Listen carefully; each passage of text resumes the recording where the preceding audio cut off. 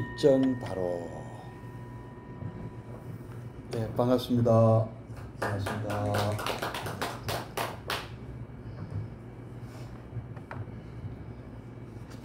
요새 날씨가 더운데 어떻게 지내셨습니까? 예. 오늘부터 아마 장마가 시작될 것 같다 하고 그러는데 좀 전에 비가 오기 시작하던데요. 아직은 본격적으로 오진 않은 모양이에요. 예. 이 비바람이 안 불 수가 있습니까? 비바람은 불 수밖에 없죠. 비도 와야 되고 바람도 비바람이 안 불면 우리가 이 땅에 살 수 있겠습니까? 살 수가 없습니다, 사실은요. 비도 내리고 바람도 불어야 그죠? 나쁜 공기도 또 이렇게 정화가 되지 않습니까? 그래서 너무 많이 오는 것은 문제가 있지만 너무 안 오는 것도 문제가 있습니다. 그렇죠? 그래서 우리나라는 참 복받은, 그런 면에서 보면 복받은 나라 같아요. 뭐 어떤 분은 참 그 일본이나 중국 사이에서 참 설을 잘못 잡았다 하는 분도 계세요. 그죠? 또 석유 한 방울 안 난다. 해필이면 왜 석유 한 방울 안 나는 나라에 틀을 잡으셨는가? 자원이 없다고 그죠? 근데 우리나라 물이 참 좋잖아요. 대신에 석유는 안 나는 대신에 석유하고 물하고 바꿀 수가 있겠습니까? 지금 당장 생각해 보면은 석유가 뭐 있는 게 낫다고 생각할지 모르지만 길게 생각하면 물이 좋은 게 더 안 낫습니까? 그죠? 예. 그리고 또 뭐가 좋습니까? 모래도 좋답니다. 모래도 참 좋고 우리나라 기후가 또 좋아요. 물론 이제 우리보다 더 기후 좋은 나라도 있긴 있습니다. 지중해 기후라 해가지고 지중해 일대하고 미국의 캘리포니아 뭐 이쪽에 해안지대 이런 데가 기후가 더 좋다고 합니다만 거기도 좀 내륙으로 조금만 더 들어가면 사막이 있고 거기도 뭐 다 좋은 건 아니거든요. 그렇게 따지면 비교적 좁은 국토에서 우리 뭐 좁은 국토지만 알뜰하게 잘 이용을 하고 있고 자리를 잘 잡았다. 만약에 이게 넓은 땅에 가면은요, 저 여러 번 말씀드렸습니다. 뭐 비가 와도 큰 비가 오고 바람이 불어도 큰 바람이 불고 불이 나도 큰 불이 납니다. 우리는 좁아서 그렇게 그보다는 그 어떤 면에서는 다행으로 얘기해요. 그런 면에서는. 그래서 우리 우리 스님들이 기도 올릴 때 우순 풍조 미난락 이런 말 많이 하잖아요. 우순 비도 바람이 순하고 조화롭게 적당히 오면 좋다. 그 뭐 사막에 비하면 적게 오는 것이고 또 너무 많이 와도 골치 아픈 또 있지 않습니까? 그죠? 너무 많이 와도 골치 아픈. 너무 더워도 안 되고 너무 추워도 안 되고 딱 좋은, 어떻게 보면 참 복받은 나라 같습니다.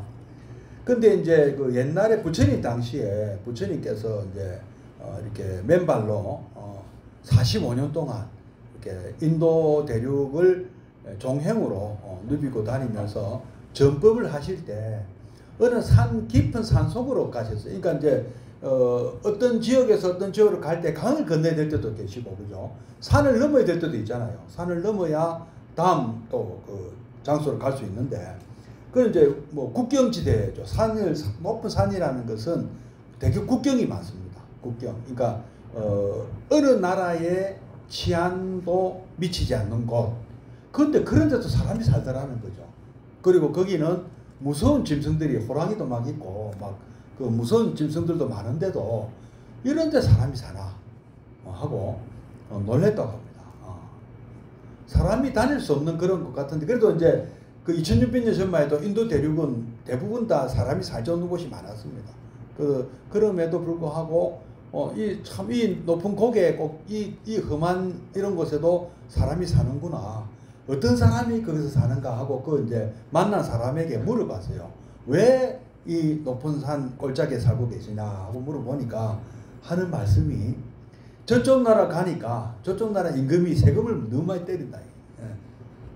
그 임금이 뭐 좀 농사 지어갖고 뭐 좀 이렇게 수확을 하면 와서 싹 쓸어가 버린다. 먹고 살기 힘들다. 그래서 또 그 산 넘어서 다른 나라에 왔더만은 다른 나라 임금도 내나 마찬가지더라.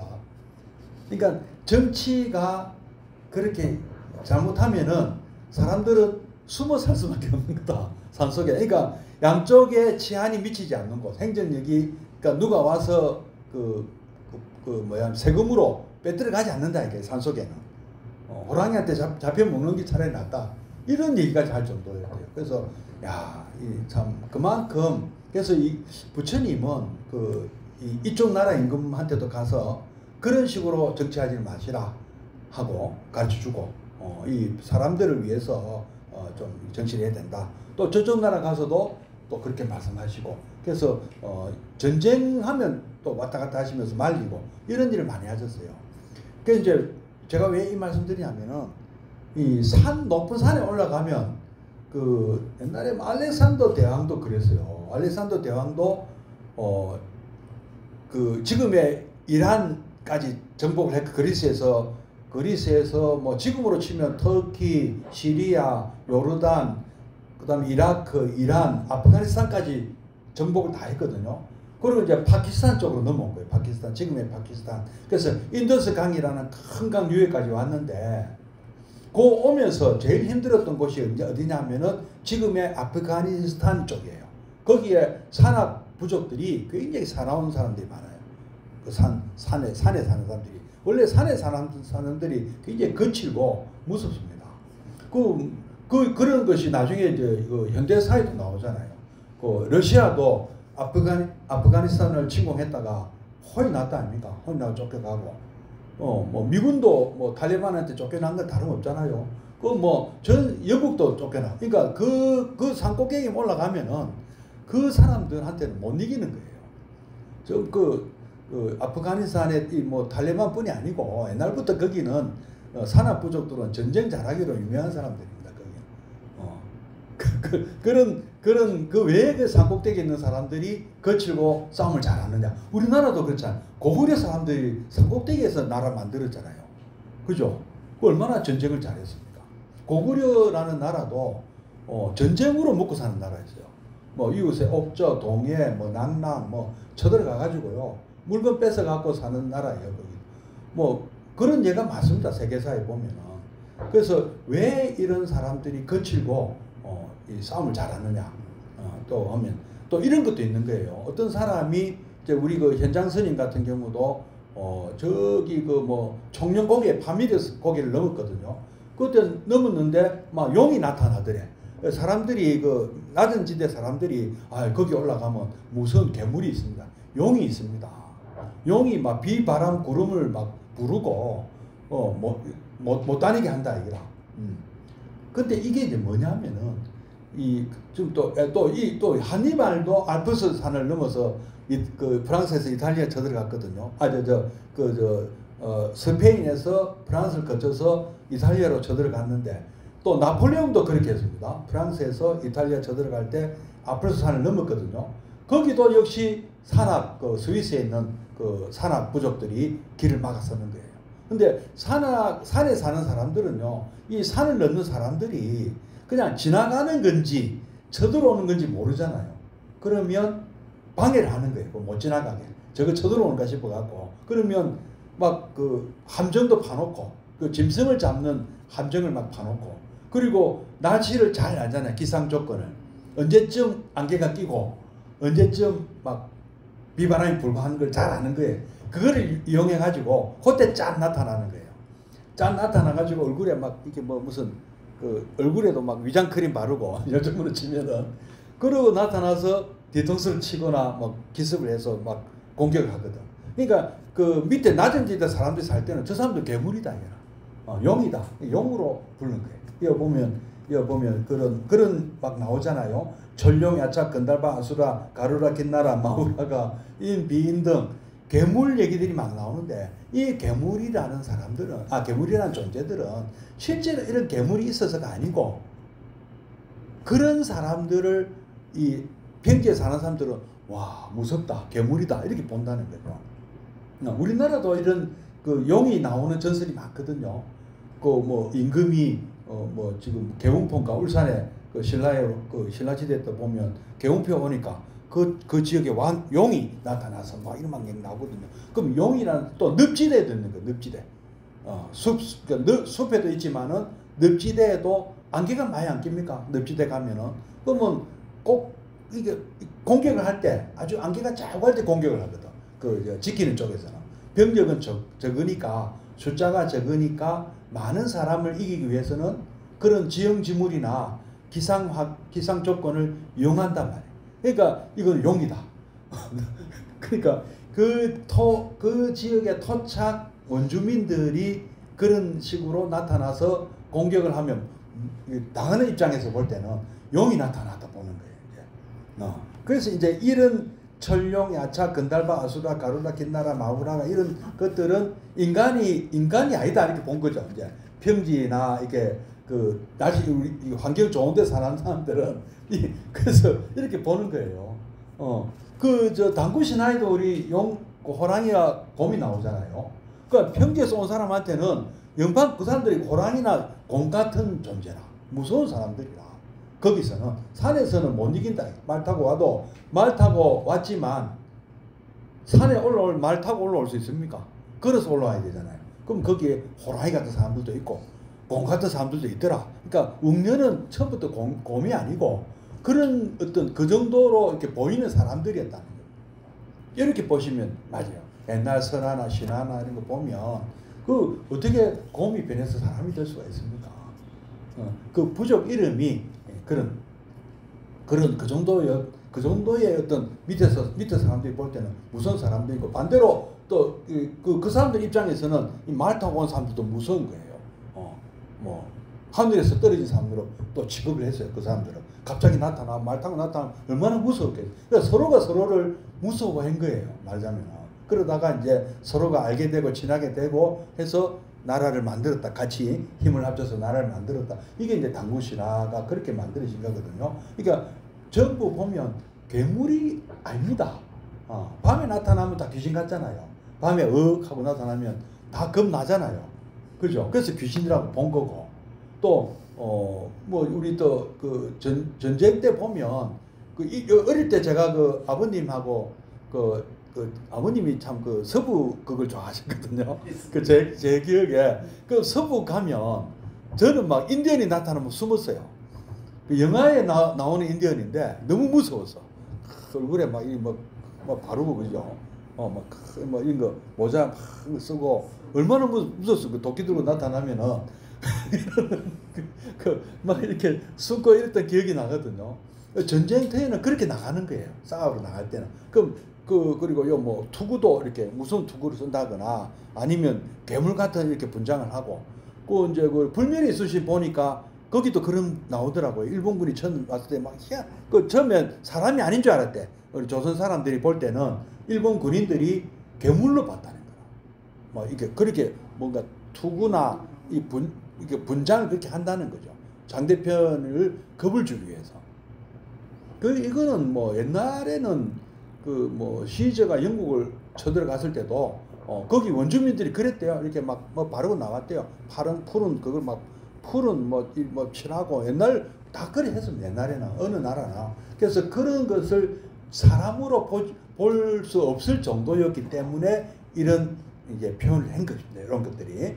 그다음에 이제 영락이라는 거는 뭐냐면은 추운 지방에 보면 팔찌, 목걸이 쇠로 만든 걸 많이 하거든요.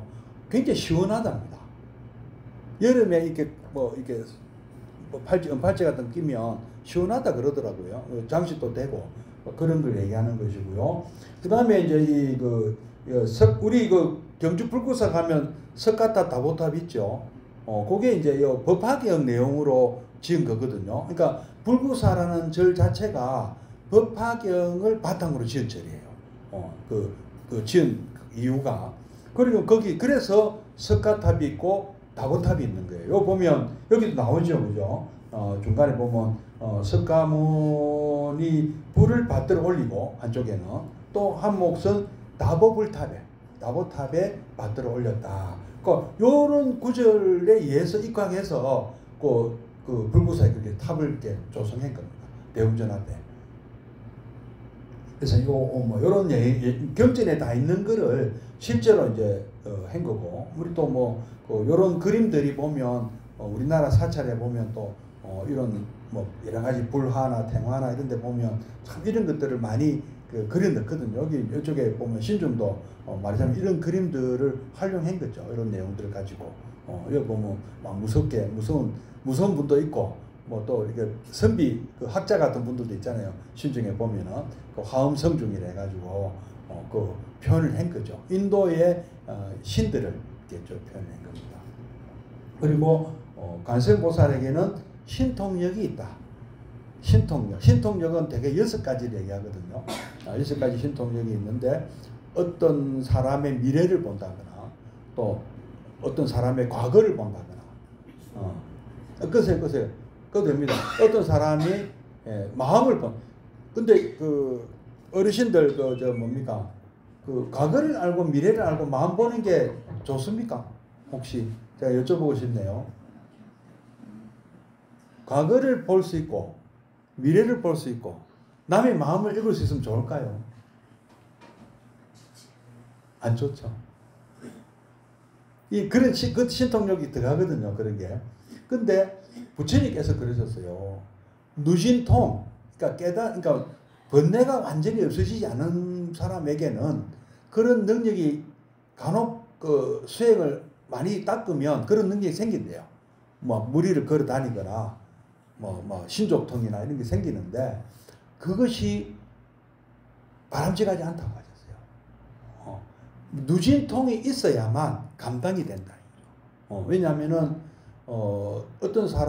우리가 미래를 알면은 참 좋겠죠. 오늘 내가 그 주식을 미리 확 사놓고, 그죠? 내일 확 올라갔다.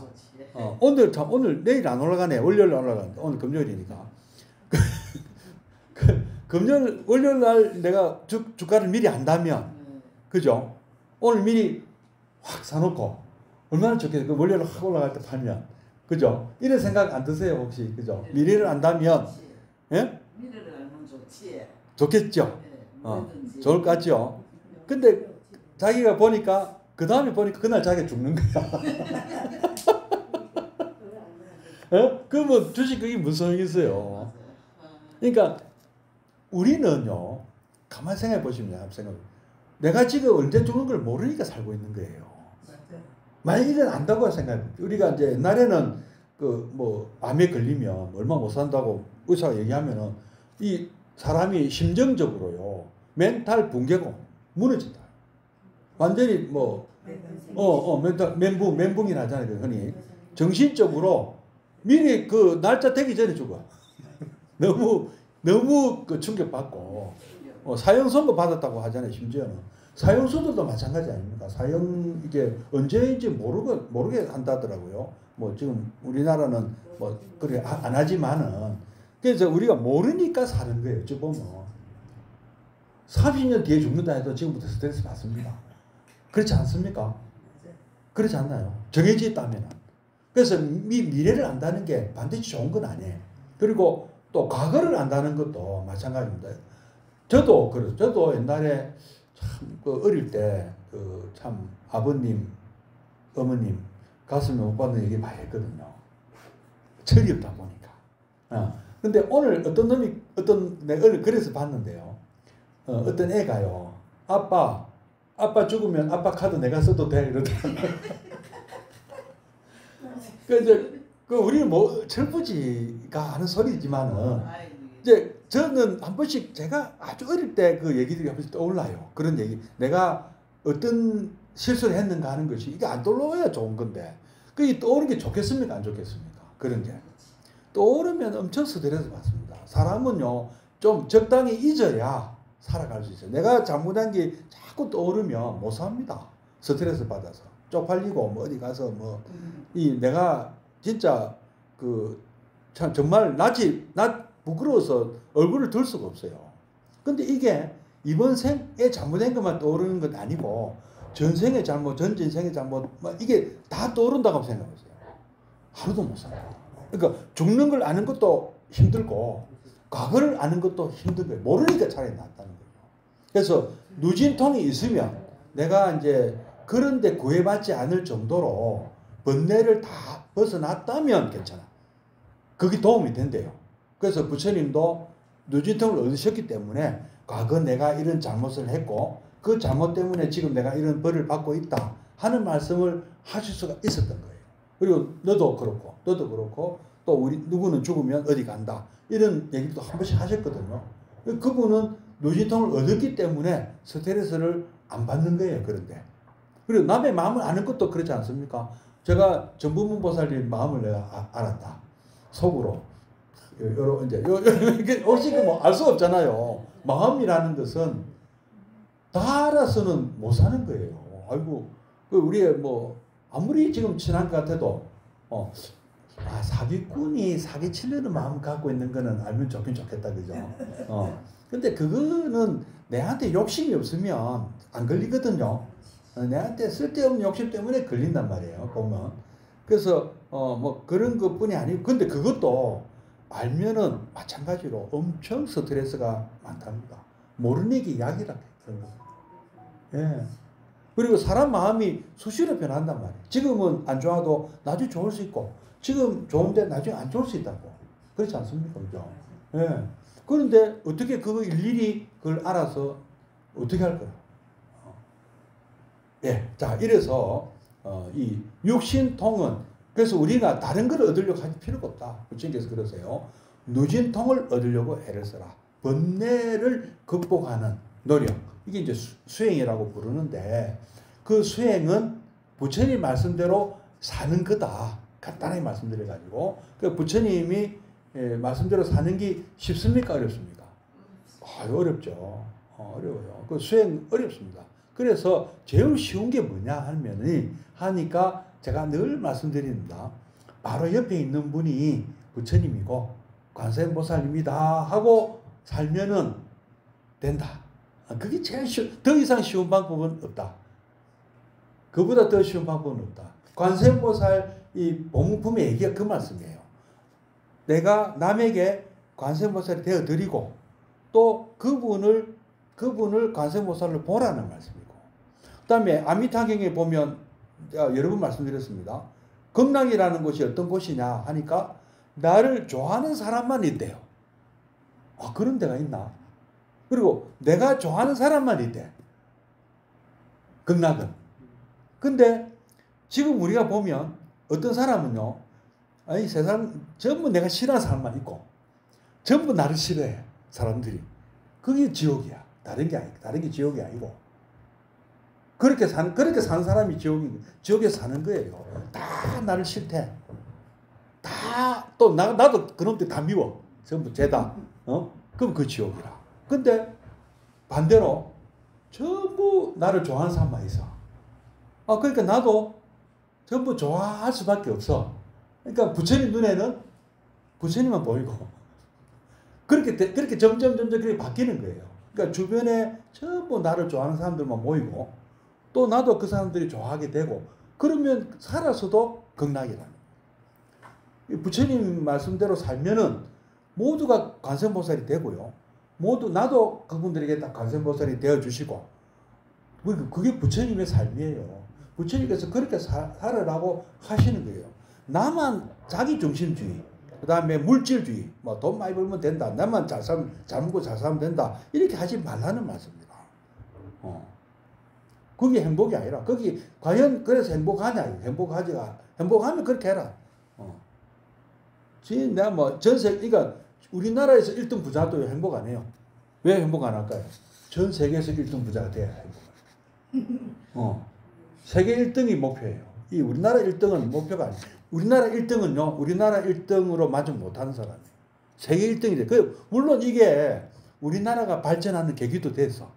현대나 뭐 우리 삼성이나 제가 옛날에 그런 종류에서 있을 때 그분들이 하시던 말씀이에요. 우리가 우리나라에서나 재벌이고 부자지 전 세계로 따지면 우리는 꼴찌다. 부자도 아니다. 그런데 그래서 우리나라가 삼성, 현대, LG 이런 데가 세계적인 회사가 된 원동력이기도 됩니다만은 그렇다 해가지고 지금 우리나라 국민들이 과연 모두가 행복한가? 한번 물어보자. 과연 지금 젊은 사람들이 뭐 행복해 하나? 우리는 뭐 좋다. 우리는 찢어지게 가난하다가 그래도 지금 좀 풍족해진 나라에 사니까 그래도 막 만족할 만한데 지금 젊은이들은 만족할 수가 있느냐? 이 지금 젊은 사람들의 어떤 뭐랄까 우리가 비전을 제시할 수 있어야 되는데 젊은 사람들의 비전이 없는 거예요. 겁이 난다. 왜냐면은 언제 우리가 벌어서 아파트 한 채 살면 하냐? 이제 저 아직 취직도 못 했는데 대학 나와도 취직 안 되고 취직도 못한 사람이 언제 돈 모아서 아파트 가서 막 자꾸 오르고 있는데 그렇잖아요. 옛날에는 월급 받아도 좀 노력하면 앞서 살 수 있었거든요. 근데 지금 어림도 없잖아요. 그래서 이런 문제 때문에 결혼도 안 하죠. 애도 안 놓죠. 이런 것을 어떻게 우리가 이 길을 갖다가 이제 제시할 거냐. 바로 이겁니다. 우리가 해야 될 일은요. 경쟁이 능사가 아니다. 같이 협력해서 살아야 된다. 부처님 말씀대로 서로가 서로를 도와주는 이런 마음으로 살지 않으면 여기 지옥 되는 거예요. K 지옥 되는 게 K 뭐랍니까? 뭐 있잖아요 말이. 그래서 우리한테 달렸다. 다른 사람 달린 게 아니고. 그래서 적어도 여기 계신 우리 어르신들은 우리 좀 손자 손녀들 잘 됐으면 좋지 않겠습니까? 그죠? 우리 손자 손녀들 다 잘 되기를 바라시잖아요. 그죠? 그러면은 우선 정말 끝없는 자부심을 심어줘야 되는 거라. 우리 부처님 나는 너희들을 부처님으로 본다. 응? 이 세상에서 너희들은 가장 소중한 존재고 또 남도 그렇게 봐야 된다. 그렇게 봐라. 전부 경쟁자가 아니다. 다 너를 도와줄 사람이다. 주변에 다 나를 돕는 사람들만 있게 하려면 네가 먼저 주변에 있는 사람들을 도와라. 어려운 사람 돕고 친구들도 어려운 친구들 돕고 그런 마음으로 살면 이 세상이 극락으로 변한다. 이게 무슨 어찌 가르칩니까? 이겨라. 1등 해라. 이렇게 가르치잖아. 싸움도 1등하고 공부도 1등하고 뭐들 다 1등 하라가 그렇게 그죠? 모여서 협력해서 이 프로젝트를 성취하는 이런 걸 자꾸 가르쳐 줘야 되는데 우리 부처님의 방식하고는 전혀 지금 교육이 좀 잘못되고 있다는 걸 말씀드릴 수가 있어요. 협력해서 뭔가 옛날에는 우리 그래 했잖아요. 농사 지을 때 집집마다 돌아가면서 각자 자기 농사 지었습니까? 날 정해가지고 어느 집에 확 가서 탁 해주고 그 다음 차례 다네모실 했나 옛날에 그것처럼 옛날 얘기 나오면 그렇죠. 이거 순번 정해가지고 돈도 순번 모아서 순번대로 주고 그죠. 농사도 순번대로 어떻게 순번을 정하지 모르지만 이날은 누구 오늘은 누구 딱딱딱 정해가지고 한꺼번에 가서 모내기 탁 하고 한꺼번에 가가지고 벼베기 확 하고 이래 안 했습니까? 그래서 우리는 집집마다 젓가락 몽대 숟가락 몽대 몇 개인가 다 아는 사회였잖아요. 그 지금 왜 이렇게 됐냐 이거죠. 그런 사회로 거기 우리가 옛날에 그렇게 했던 것이 바로 이 불교를 우리가 옛날에는 다 불자였기 때문에 가능한 거예요. 불자였기. 그러니까 이걸 살려내야 돼. 우리나라 불교 그런 마음으로 다시 돌아가야 된다 이 말씀입니다. 자, 여러분 부처님 꼭 되시고 관세음보살로 남아주십시오. 네, 선물하십시오.